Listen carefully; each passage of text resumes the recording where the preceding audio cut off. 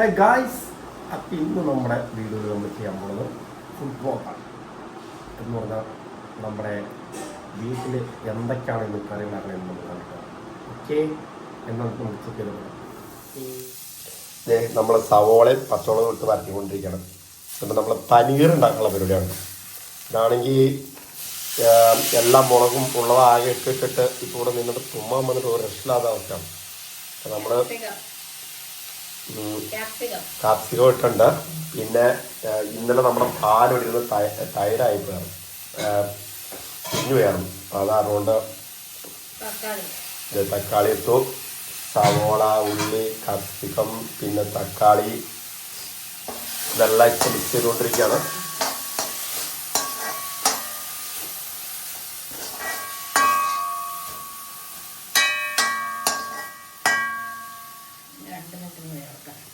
ഇതിനിപ്പോൾ ഒരു 2 മിനിറ്റ് ഒന്ന് വേവണം കേട്ടോ.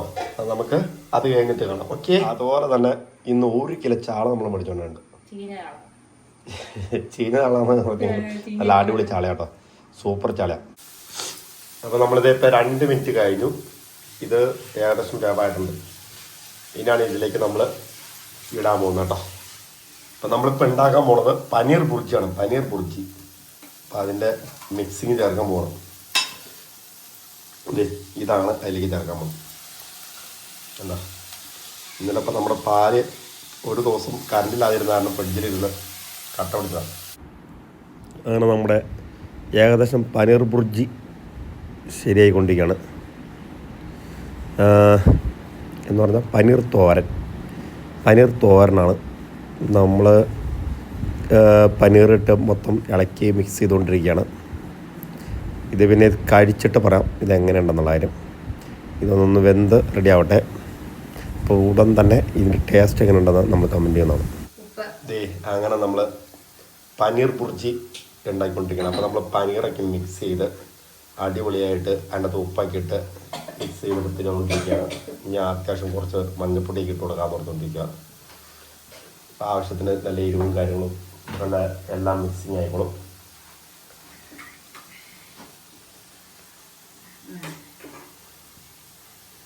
ജിഞ്ചർ, ഗാർലിക്, കുരുമുളക്, പച്ചമുളക്. അങ്ങനെ ജിഞ്ചറും ഗാർലിക്കും കുരുമുളകും പച്ചമുളകും എല്ലാം കൂടി മിക്സ് ചെയ്ത് സാധനപ്പെട്ടാണ് എല്ലാം കൂടി ഇട്ടിട്ട് ഒന്ന് ഞെരിച്ച് ഇട്ടുകൊണ്ടിരിക്കണം.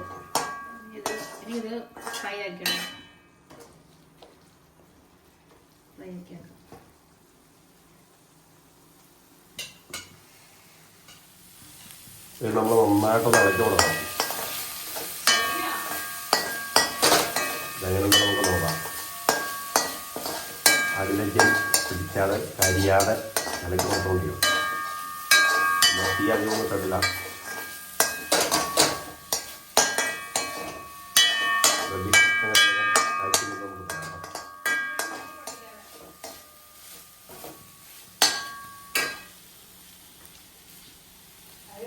അങ്ങനെ നമ്മൾ പനീർ ബുർജി ഉണ്ടാക്കി റെഡിയാക്കി വെച്ചിരിക്കുകയാണ്.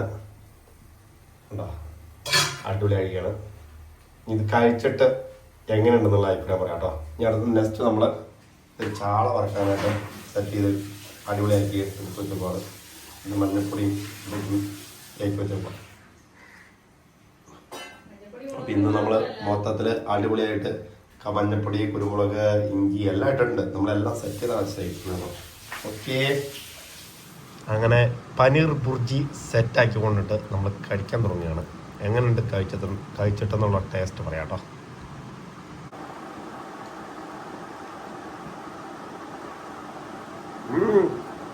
അടിപൊളി പനീർ ബുർജി, സൂപ്പർ ടേസ്റ്റാണ് ഗൈസ്, ഒരു രക്ഷ. അപ്പോൾ നിങ്ങൾ ഇനി ഒരു രാത്രിയിലേക്ക് കറണ്ട് പോയിരിക്കട്ടെ ഫ്രിഡ്ജിൽ നല്ല പാലൊക്കെ ഇരിക്കുന്നുണ്ടെങ്കിൽ നേരെ നമ്മളത്ത് തിളപ്പിക്കാൻ എടുക്കുമ്പോൾ കട്ടപിടുത്തൊക്കെ ഇരിക്കുവാണെങ്കിൽ ആ പാല് നിങ്ങൾ കളയണ്ട. ഇതുപോലെ ഒരു പനീർ ബുർജിയാണ് ഉണ്ടാക്കിയത്, അടിപൊളിയാണ്. അപ്പോൾ നമ്മുടെ വീഡിയോസ് കാണാൻ എല്ലാവരും ലൈക്ക് ചെയ്യുക, ഷെയർ ചെയ്യുക, നമ്മുടെ ചാനൽ സബ്സ്ക്രൈബ് ചെയ്യുക. Okay, by.